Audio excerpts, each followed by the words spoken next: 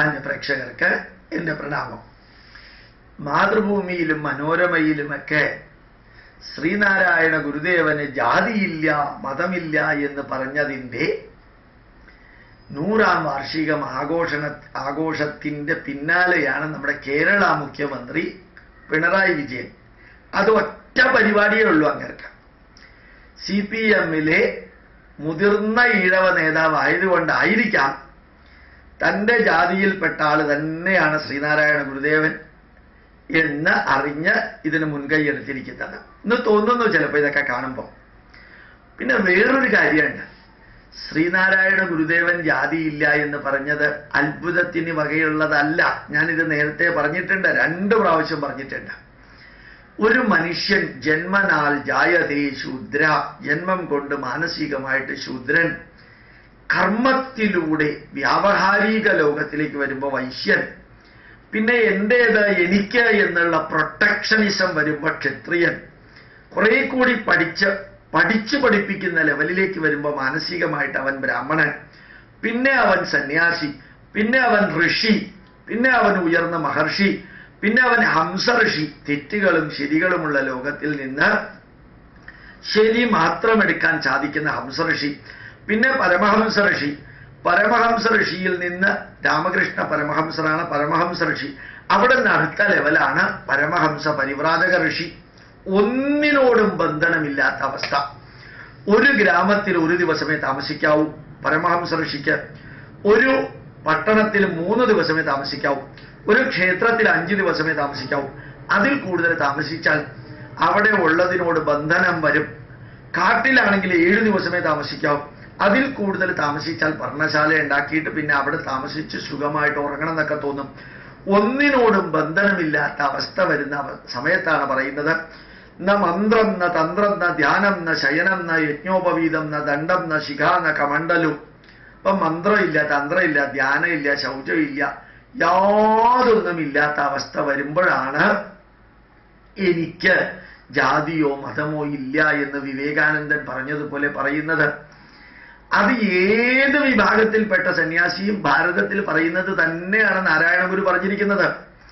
അത് ഈ വെള്ളാപ്പള്ളി നടേശനോ ഇതിന്റെ കൂട്ടത്തിലുള്ള സന്യാസിമാരോ വർക്കലയിലുള്ള സന്യാസിമാരോ ഈ 100ാം വാർഷികമോ 5ാം വാർഷികമോ 10ാം വാർഷികമോ ആഘോഷിക്കേണ്ട ഒരു കാര്യമില്ല. പക്ഷെ ആഘോഷിക്കുന്നവരോട് ചോദിക്കട്ടെ, ഈ നാരായണ ഗുരുദേവൻ സ്ഥാപിച്ച 27 ക്ഷേത്രത്തിലെയും ഭരണാധികാരികൾ മുഴുവനും ഈഴവരല്ലേ? മുഴുവനും ഈഴവരല്ലേ? അതെന്തേ ഒരു ജാതിയിലെ ആൾക്കാരെ മാത്രം അമ്പലത്തിലെ ഉത്സവങ്ങളിലും അമ്പലത്തിലെ ഭരണാധികാരികൾ? SNDP-യിലുള്ളത് മുഴുവനും ഈഴവരല്ലേ? എക്സെപ്ഷണലി 1-2 പേരുണ്ടെങ്കിലല്ലേ ഉള്ളൂ. ശ്രീനാരായണ ഗുരുദേവൻ സ്ഥാപിച്ച SNDP-യിൽ എന്തുകൊണ്ട് ഈഴവർ മാത്രം വന്നു? എന്തുകൊണ്ട് ഈഴവ സംഘടനകളിൽ SNDP-യിലെ യൂണിറ്റുകൾ കേരളം മുഴുവനുള്ളതിൽ ഈഴവർ മാത്രമാണ് ഉത്തരവാദിത്തപ്പെട്ടവര്? അതെന്തുകൊണ്ട് സംഭവിച്ചു? ഈ ഈഴവരായിട്ട് ജനിച്ചവർ മുഴുവനും അവരുടെ മക്കളെ അല്ലെങ്കിൽ കൊച്ചുമക്കളെ വിവാഹം വെച്ചു കൊടുക്കുന്ന ഈഴവർക്കല്ലേ? എന്തുകൊണ്ടത് അങ്ങനെ സംഭവിക്കുന്നു? ഇവര് ഈ ശ്രീനാരായണ ഗുരുദേവന് ജാതിയും മതവും ഇല്ല എന്ന് പറഞ്ഞല്ലോ. അടുത്ത പ്രധാനപ്പെട്ട ഒരു ചോദ്യം ചോദിക്കട്ടെ. ജാതിയും മതവും ഇല്ലെന്ന് അൽഫോൻസാമ്മ പറഞ്ഞിട്ടില്ല, സെയിന്റ് ഫ്രാൻസിസ് സേവിയർ പറഞ്ഞിട്ടില്ല, മദർ തെരേസ പറഞ്ഞിട്ടില്ല, ഏവോ പ്രാസ്യാമ്മ പറഞ്ഞിട്ടില്ല, ചാവറയച്ചൻ പറഞ്ഞിട്ടില്ല. പറഞ്ഞിരിക്കുന്ന ഒരേ ഒരു വ്യക്തി നാരായണ ഗുരു എന്ന് അഭിമാനത്തോടുകൂടി നിങ്ങൾ ആഘോഷിക്കുന്നത് പോലെ ഞാൻ അംഗീകരിച്ചു എന്ന് വിചാരിക്കാം. ഇദ്ദേഹം മാത്രമാണല്ലോ പറഞ്ഞിരിക്കുന്നത്.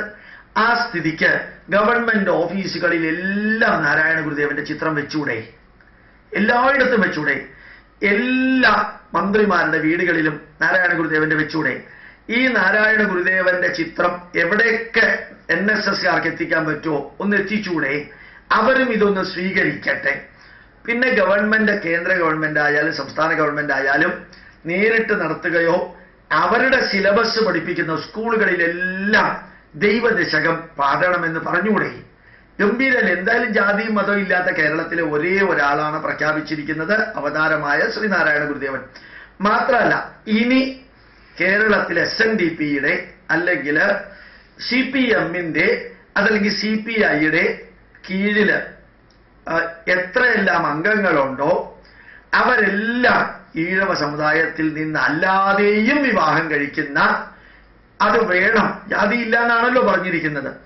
ഇനി ഈഴവരുടെ മക്കള് 5 മക്കളുള്ള ഒരു കുടുംബത്തില് 3 എണ്ണത്തിനെയും ഈഴവർ കല്യാണം കഴിച്ചു കൊടുത്തോളൂ.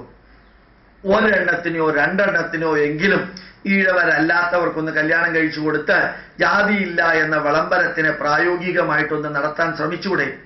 ഈ പിണറായി വിജയൻ സാറിന്റെ 2 മക്കൾക്ക് അങ്ങനെ ഒന്ന് കല്യാണം കഴിഞ്ഞിട്ടില്ലെങ്കിൽ ഒന്ന് അങ്ങനെ ചെയ്തുകൂടെ? അല്ലെങ്കിൽ ഇനി അവരുടെ മക്കൾക്ക് താൻ നിരന്തരമായിട്ട് വാക്ക് തരുന്നു, എൻ്റെ കൊച്ചുമക്കൾക്ക് ഞാൻ ഈഴവ ജാതിയിൽ നിന്നല്ലാതെയേ വിവാഹം കഴിക്കുള്ളൂ എന്നൊന്ന് പറഞ്ഞുകൂടെ?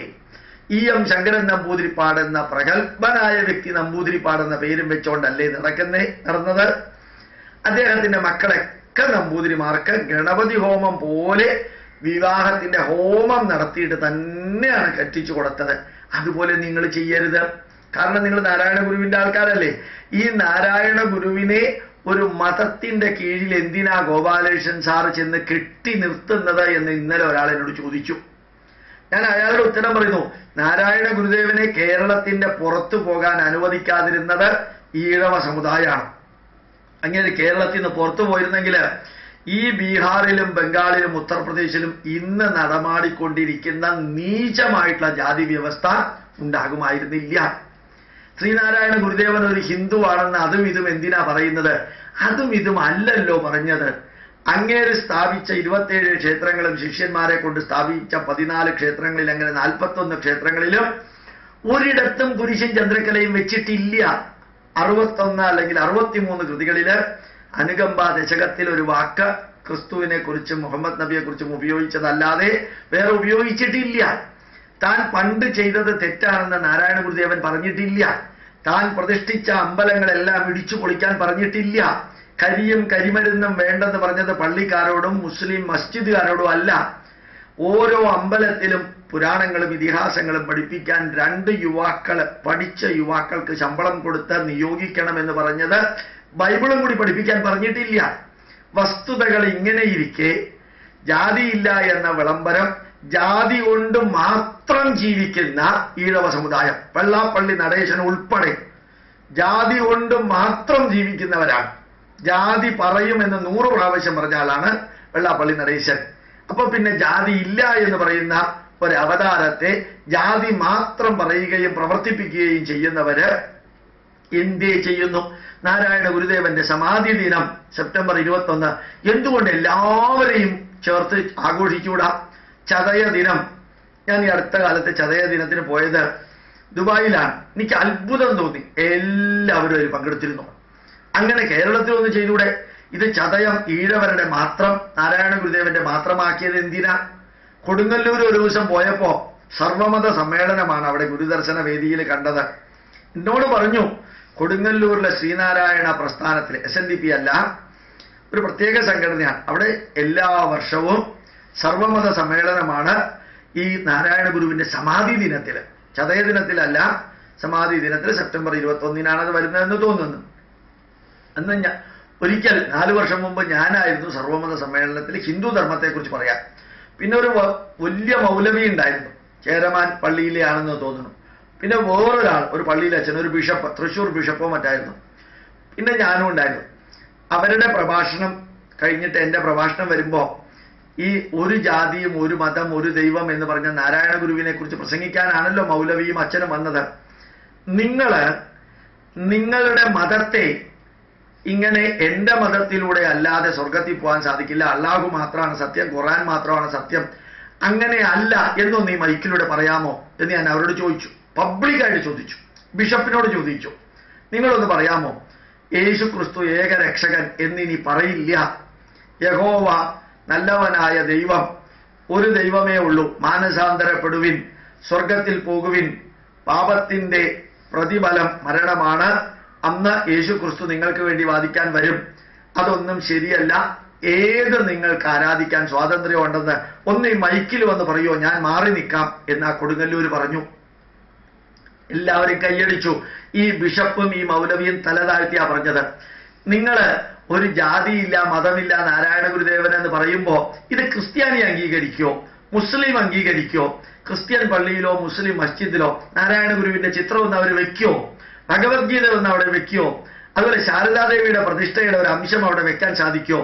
ചതയ ദിനം പള്ളിയിലോ അല്ലെങ്കിൽ മസ്ജിദിലോ ആഘോഷിക്കോ? പിണറായി വിജയൻ സാറെ തലയ്ക്ക് സുഖമില്ലാത്ത മാതിരി ജാതിയില്ലാത്തതിന്റെ വിളംബരത്തിന്റെ 100ാം വാർഷികം ആഘോഷിച്ചുകൊണ്ട് ഒരു പണിയില്ലാതെ നടക്കുമ്പോൾ ഓർമ്മിക്കുക, ഇത് ഈഴവ സമുദായത്തിലെ കുറെ പേര് പറഞ്ഞുകൊണ്ട് നടക്കുന്നതല്ലാതെ നാരായണ ഗുരുദേവനെ ഈഴവ സമുദായത്തിന്റെ വേലിക്കെട്ടിനകത്ത് വെച്ച് കൂച്ചുവിലങ്ങിട്ട് നിർത്തിയ നിങ്ങൾ തന്നെയാണ് നാരായണ ഗുരുവിനെ ഈഴവനാക്കിയത്. ഈഴവനാക്കി തന്നെ നിലനിർത്തുന്നത് മറ്റാരുമല്ല എന്നുള്ളത് ഓർമ്മിക്കാൻ സാധിക്കട്ടെ. നിങ്ങളുടെ വിഭാഗത്തിൽപ്പെടുന്ന അത്രയും ജാതി ചിന്ത ഉള്ള മറ്റൊരു വിഭാഗവും ഇന്നില്ല. നായർ പോലും അത്ര ജാതി ചിന്തയുള്ളവരല്ല. ഈ നാരായണ ഗുരുവിന് ജാതി ഇല്ല എന്ന വിളംബരം ആഘോഷിക്കുകയും ജാതിയുടെ മാത്രം പേരിൽ ജീവിക്കുകയും ചെയ്യുന്ന ഒരു വിഭാഗത്തെ കണ്ടു.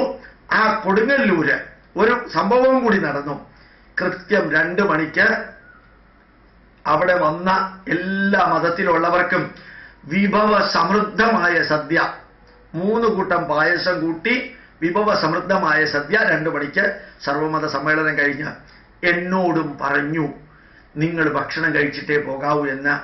ഞാൻ പറഞ്ഞു, ഞാൻ ഭക്ഷണം കഴിക്കില്ല. പറഞ്ഞു, അവിടുത്തെ പള്ളിയിൽ അച്ഛന്മാരും ക്രിസ്ത്യാനികളും മൗലവിമാരും എല്ലാവരും ഭക്ഷണം കഴിക്കാനിരുന്നു. നിർബന്ധിച്ചു എന്നോട് ഭക്ഷണം കഴിക്കണം. ഞാൻ കഴിക്കില്ല. പറഞ്ഞു. അവസാനം കുറെ നിർബന്ധിച്ചപ്പോൾ ഞാൻ ആ സെക്രട്ടറിയെ കൈ കൊണ്ട് പിടിച്ച് പുറത്തേക്ക് കൊണ്ടുപോയിട്ട് ചോദിച്ചു, ആരുണ്ടാക്കിയ ആചാരമാണ് മിസ്റ്റർ ഡാഷ്? അയാളുടെ പേര് എനിക്കറിയാം, ഞാൻ പറയണില്ല. ഈ നാരായണ ഗുരുദേവൻ വേദന കൊണ്ട് ഈ ലോകത്തോട് യാത്ര പറയുന്ന സമയമാണ് 2 മണി തൊട്ട് 2:10 വരെ. ഒരു ചെറിയ സമയത്തിന് ചിലപ്പോൾ വ്യത്യാസം ഉണ്ടാവാം, ഞാൻ പറഞ്ഞില്ല. ആ സമയത്ത് വേദന കൊണ്ട് ഈ ലോകത്ത് നിന്ന് യാത്ര പറയുന്ന മരണസമയത്ത് വിഭവ സമൃദ്ധമായ 3 കൂട്ടം പായസവും വലിയപ്പടവും പഞ്ചസാരയും കൂടി ചേർത്ത് സദ്യ കൊടുക്കാൻ ആരാ നിങ്ങളെ പറഞ്ഞു മനസ്സിലാക്കിയത്? സർവമത സമ്മേളനത്തിന്റെ പേരില് ഗുരുദേവൻ ജനിച്ച ദിവസം ഇത് ചെയ്താൽ മനസ്സിലാക്കാൻ. ചതയ ദിവസം, സമാധിയായ ദിവസം ഈ ക്രൂരകൃത്യം നിങ്ങൾ ചെയ്തത്, നിങ്ങളെ തിരുത്താൻ നിങ്ങളുടെ സമുദായത്തിൽ ഒരുവനും ഇല്ലാതെ പോയതാണ് നിങ്ങൾക്ക് പറ്റിയ ഗതികേട്. അത് തന്നെ ഗോപാലകൃഷ്ണൻ പറയുന്നു.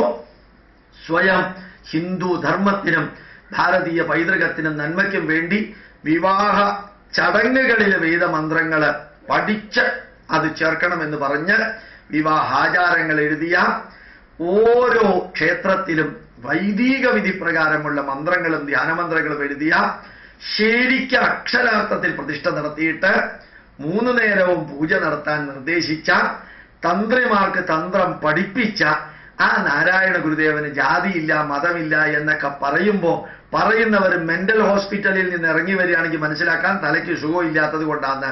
നാരായണ ഗുരുദേവൻ അത് പറഞ്ഞത് ആ ലെവലിൽ എത്തിയത് കൊണ്ടാണ്. അത് ആഘോഷിക്കാനല്ല, ജീവിതത്തിൽ പകർത്താനാണ് പറഞ്ഞത് എന്ന് കൂടി പറയേണ്ടി വന്നതാണ്.